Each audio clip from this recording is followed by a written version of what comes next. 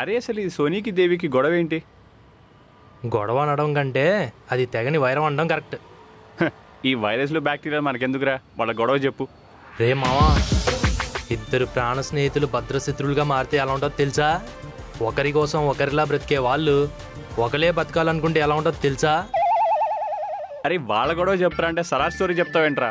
మావా, ఇప్పటికే నన్ను షుగర్ రఫీక్ అంటున్నారు. ఇప్పుడు వాళ్ళ పర్సనల్స్ కూడా చెప్తే నా పేరుకి న్యాయం చేస్తారు. అరే పక్కోళ్ళ విషయాల్లో మాత్రం మొరాలిటీ వచ్చేస్తుంది నీకు, నా విషయం మాత్రం పేపర్లో వేసాయి. నువ్వంటే నా ఫ్రెండ్విరా, కానీ సోనీ అంత డేంజరో తెలుసా? అయినా దేవి ఏం తక్కువ కాదు. ఎప్పుడూ నవ్వుతూ ఉంటుందని తక్కువ అంచనా వేయకు. తన విషయంలో తేడా వస్తే తాట తీస్తుంది. అయినా వాళ్ళ మధ్య వార్ చెప్పారంటే బోర్ కొట్టిస్తావేంట్రా?